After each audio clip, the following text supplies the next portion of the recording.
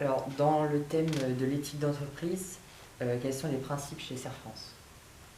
Dans le principe d'éthique, alors déjà, le Safran, c'est une association. Donc, déjà, on ne répond pas à des actionnaires. C'est-à-dire qu'aujourd'hui, notre président, c'est un élu. On a également donc des clients qui sont membres du conseil d'administration. Donc, aujourd'hui, en termes d'éthique, aujourd'hui, ça veut dire qu'aujourd'hui, on ne répond pas à des actionnaires. Il n'y a pas des enjeux. On est là pour perdurer, donc il faut qu'on fasse du résultat. On n'a pas un besoin de remonter des dividendes à des actionnaires. Et en ça, ça influe beaucoup sur aujourd'hui ce que nous, on met en place au quotidien. Et donc, dans la notion d'éthique, aujourd'hui, c'est la raison d'être du Serre France. Aujourd'hui, la raison d'être du Serre France Vendée notamment, c'est d'être un acteur qui est utile à son territoire, qui est créateur de valeur, à la fois pour des valeurs en termes d'euros, mais également créateur de valeur en termes d'animation de son territoire et pouvoir faire que tout le monde aujourd'hui s'y retrouve au quotidien, que ce soit avec ses fournisseurs, que ce soit avec ses clients, que ce soit avec ses salariés. Donc aujourd'hui, l'éthique est assez présente du fait du statut associatif. Et l'idée, c'est qu'on soit un acteur qui sert le territoire et qui ne serve pas des actionnaires. D'accord, très bien. Euh, Comment vous pouvez développer l'éthique? Quels outils, quels moyens? Alors déjà, dans notre métier, la profession d'expertise comptable, il y a une notion d'éthique au travers de la déontologie. Le métier d'expert comptable, c'est un métier qui est normé. On doit être le garant d'une certaine éthique professionnelle, c'est-à-dire qu'on est là, certes, pour servir nos adhérents en termes de conseil. Par contre, le conseil doit toujours rester dans le cadre des normes fiscales, des normes comptables, des normes juridiques en vigueur. Et donc, on ne peut pas aujourd'hui maquiller des comptes, c'est-à-dire faire du faux. On ne peut pas également aller à l'encontre des règles qui sont imposées. Et donc, à un moment donné, si un client nous demande de faire des choses que l'on ne peut pas faire, on s'y refuse, quitte à des fois créer des conflits avec ces clients-là, mais ceci étant, qu'ils soient servis par un expert comptable au Serre France ou de n'importe quel cabinet qui existe sur la place, sur le marché, on doit être garant de cette éthique-là. Donc déjà par notre profession, c'est ainsi fait. Et ensuite, comme je disais avant, par rapport à la raison d'être, en termes d'éthique aujourd'hui, c'est de pouvoir, notamment, on a des actions par rapport pour pouvoir aider certains clients qui sont en difficulté, notamment sur le secteur agricole, où les élus, des fois, décident des enveloppes qui peuvent être versées, donc des sommes d'argent, soit pour réduire les frais de comptabilité, soit versées en numéraire aux adhérents, afin de les aider à passer à ce cap-là, un cap difficile financièrement. Donc en ça, on a de l'éthique là-dessus aussi. Et puis, si on a des adhérents qui sont en difficulté, on est en obligation de devoir les aider. Dans la norme d'expertise comptable, même si l'adhérent n'a pas forcément payé tous ses honoraires, ceci étant, on doit quand même faire le travail pour pouvoir le mettre en conformité par rapport aux exigences réglementaires, fiscales, sociales.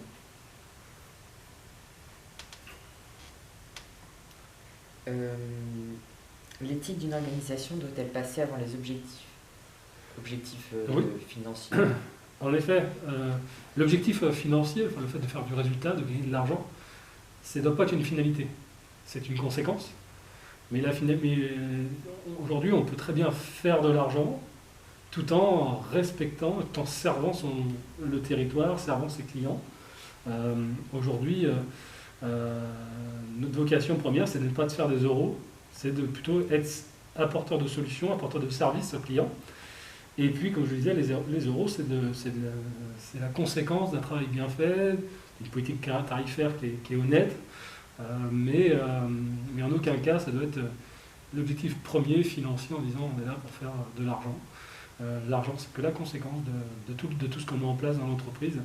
Donc, en effet, les objectifs financiers ne sont pas les objectifs principaux, ce qui anime la raison d'être du Serre France.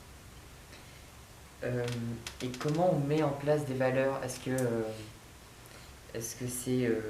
c'est par la production, c'est par Non, le alors travail. les valeurs, en fait, c'est ce qu'on appelle au top management, c'est-à-dire c'est la direction de l'insuffler. C'est-à-dire qu'aujourd'hui, on a des élus qui sont administrateurs, donc c'est-à-dire qui sont membres du conseil d'administration, qui font part de ce que eux recherchent et ce que eux euh, veulent mettre en place en termes d'éthique, en termes de valeurs au sein du CERF France par rapport pour servir donc, le territoire vendéen. Et après, donc, le rôle du directeur général, qui lui est donc un salarié du CERF France, son rôle, lui, c'est en fonction de la ligne directrice qui a été déterminée par les élus, de mettre en place de manière opérationnelle et stratégique pour créer une dynamique, pour créer une cohésion, pour créer une entité. Et donc, dans le rôle d'une organisation, les valeurs, elles doivent être insufflées auprès de tout l'ensemble des parties prenantes de l'entreprise, donc les élus, les salariés, les fournisseurs, les clients, les partenaires divers. Et donc c'est quelque chose qui doit être animé en effet. Et l'objectif principal de la direction, c'est de faire adhérer les salariés notamment aux valeurs de l'entreprise.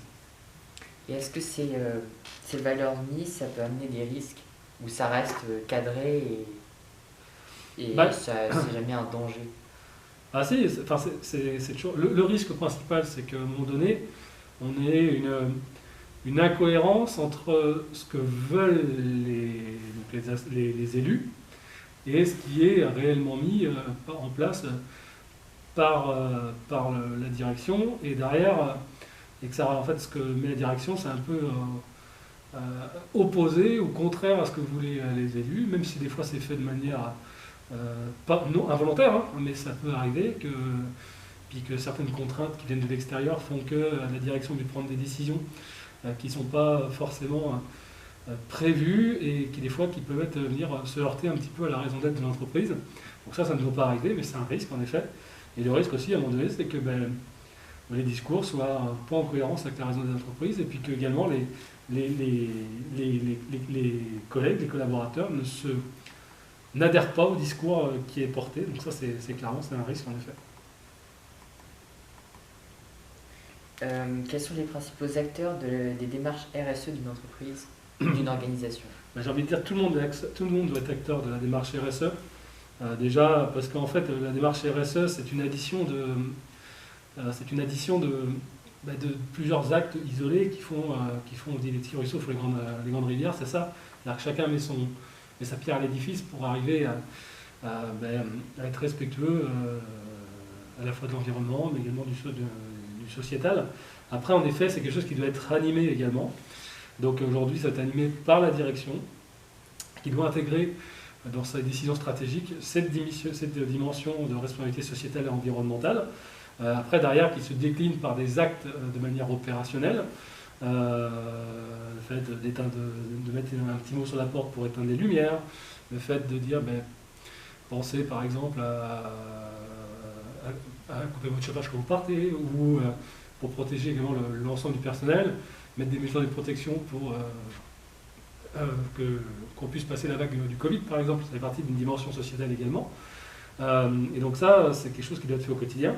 Et puis après, pour pouvoir animer ça, c'est bien aussi d'avoir des gens qui soient des référents. Aujourd'hui, on a un référent RSE dans l'entreprise, qui est un salarié, qui travaille, qui a un poste au sein du réseau CERF France, à la Vendée, mais également qui a une partie de sa mission, qui est de mettre en place des groupes, des projets, pour essayer de développer la démarche RSE au sein du CERF France, de mettre des actions concrètes en place afin de sensibiliser tout le monde et de faire adhérer tous les collègues à cette démarche-là, parce que tout le monde n'y est pas sensible de la même manière, mais l'idée c'est qu'on essaye d'avoir un niveau de communication qui soit uniforme et faire en sorte que tout le monde puisse, avec sa sensibilité, être sensible. Aujourd'hui, le RSE c'est plutôt une dimension plutôt environnementale, mais pas que.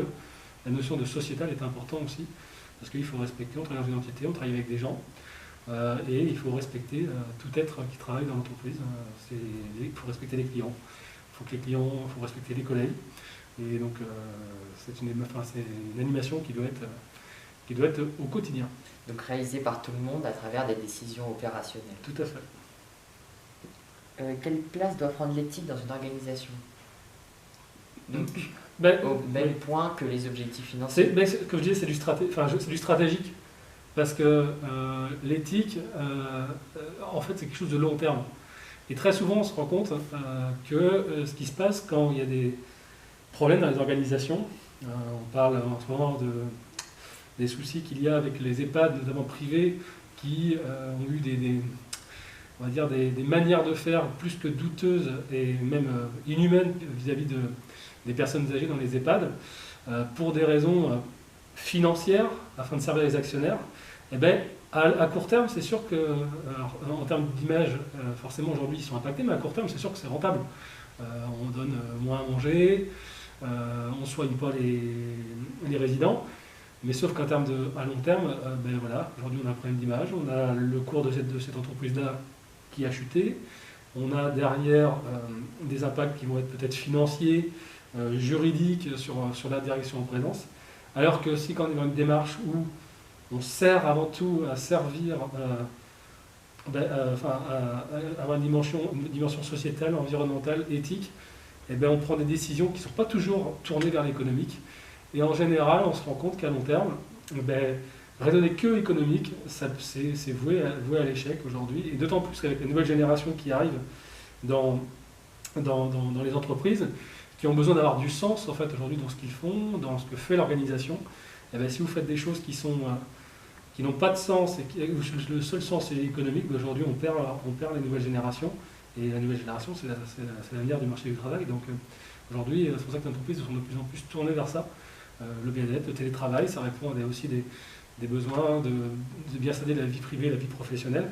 Et tout ça fait qu'il faut le prendre en compte parce que les salariés d'aujourd'hui ne sont pas les salariés d'hier et ne seront pas les salariés de demain. Ça c'est sûr. Merci. Merci.